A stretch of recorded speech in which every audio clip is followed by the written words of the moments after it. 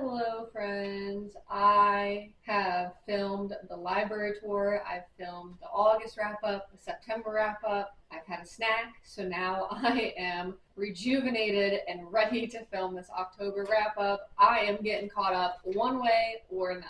Alrighty, so let's hop in. This is the three books I read in October. This one was definitely a smaller month. October was the month that I did move into our beautiful new home, so it was definitely just a slower time for reading, but that's okay. Life happens, no big deal. And here are the stats. So we had three books, 884 pages, which is about 29 pages a day. We had one new author and two authors I've read from before. We had all three of these were standalones, no series this month. We had two audiobooks and one physically read. And we had the Fable Tracker. So here's the Fable Tracker of which days I read each book. And we had one sci-fi, one dark romance, and one poetry. Alright, let's start off with Artemis by Andy Weir. This is the same author as Project Hail Mary and The Martian. I loved both of those books. I don't remember what I gave each of those. Either they were both 4 stars or they were both 5 stars, maybe 4.5 stars. This one, unfortunately, was not that high of a rating. This was only 3 stars, which still good, but just not as great as the other ones. I really wish I read this one before I read The Martian and Project Hail Mary, just because this one is more young adult, and it's still definitely sci-fi, but it's just toned down way more in here than it is in Project Hail Mary and The Martian. So I feel like if I started from it with this one, then read The Martian, then read Project Hail Mary, I think I would have liked this better. But I don't know if this is his first novel or what the publication order is, but it was still a good time. Our main character, Jazz, she is living on the colony on Mars. So no, okay, back up. That is the Martian is on Mars. This is the colony on the moon, and she is on the moon. They colonize the moon. They have a habitat. She wasn't born on the moon, but she went to the moon when she was 6 years old, and she's been there ever since. She's like 22 or something in this book, so she's been there pretty much her entire life. So she does various jobs. She helps smuggle stuff from Earth to the moon that you're not supposed to have. For instance, like cigars. It's not really safe to have flammable items on the moon in a dome that can kill everyone inside if something goes wrong. So she smuggles different stuff in, and she gets into some trouble with that. She works with some other people and finds herself in a situation where she's doing illegal stuff and things don't go as planned, and which is pretty predictable. Not that I was predicting everything in here, but she'd be like, okay, well, I'm gonna go do this task and I hope everything goes as planned of like what I want to happen. And then in my head, I'm like, well, no, it's not gonna go to plan. Like, it never goes to plan. And of course, and that's what's happened. She ends up, stuff goes wrong, she tries to figure out what to do about it, things go awry, and the story goes from there. This was also a book I picked for the Read It or Unhaul It that I was supposed to read in September. I was about halfway through at the end of September, and I was just so busy that I failed at finishing it in September, but because I was halfway through, I was like, I'm not going to unhaul it because I was already most of the way through. So I finished it within, I think, the first or second day of October. So I guess I did fail at that Read It or Unhaul It, but you can go watch that video if you want more details on this and my thoughts while reading it. And I guess, more detail because I don't remember quite as much as I do in this moment. I just felt like it was very average.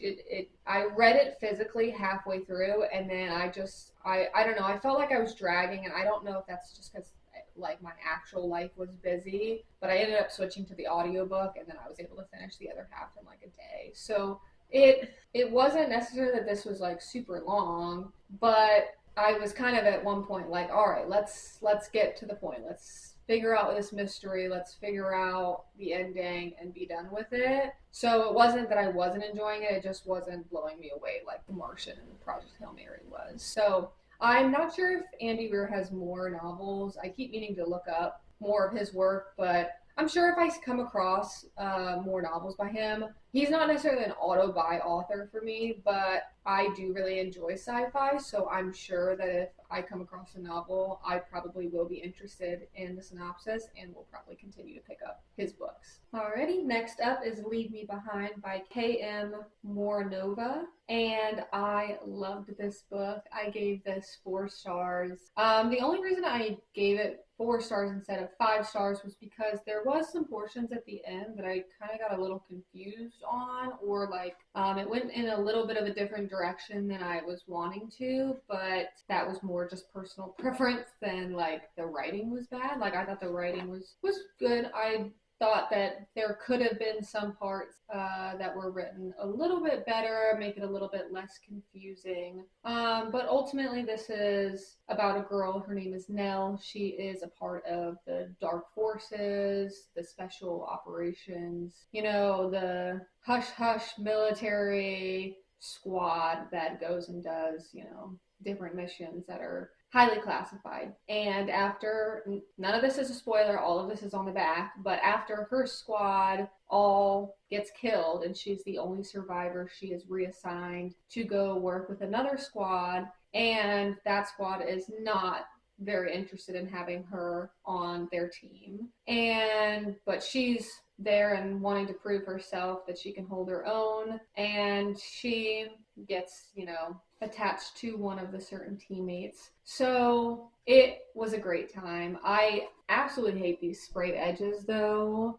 I don't know, they just look so like 2000s, I don't know, cringy art. But all of the other covers, other editions of this book, the cover I don't like, but I like the sprayed editions of the other ones, but I like this cover better than the other ones that have come out. But I really enjoyed this. And this is a standalone, but there is other books that are like interconnected with this series where there's other people with, I guess, other squads in the Dark Force universe. And I want to buy all of the books that this author has put out. I have been holding off because, money. And I have a lot of books already on my TBR that I need to get to, but I am dying to buy all of the books and just binge read all of her books because they're just so fun and entertaining, and it definitely goes in. This is definitely a different like trope theme that I've read before, like the military forces. I have not read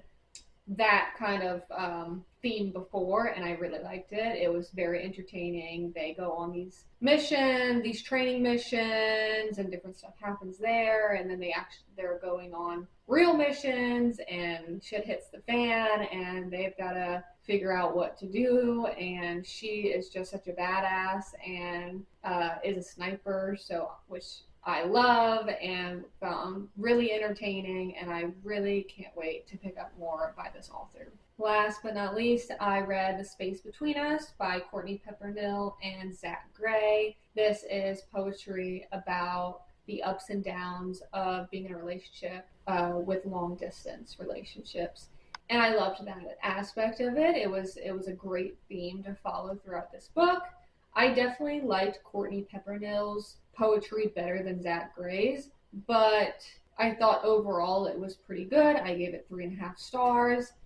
You can see on the pages that I tabbed up. Not too many, but it didn't really feel like that. Just because I don't tab pages doesn't mean I don't enjoy the poetry in here. It's just I feel like tabbing ones that I like really enjoy, but that doesn't mean that I'm like hating all of the ones that I don't tab. But it was really sweet reading this and following like the hardships of being in a long distance relationship, and also the positives of how emotional and loving these people are when they do get back together with each other, and how sweet of a moment that is for them. And it just makes you appreciate, and it made me appreciate getting to spend every single day with my fiance, because I hate being separated from him. I don't sleep well when he's not here.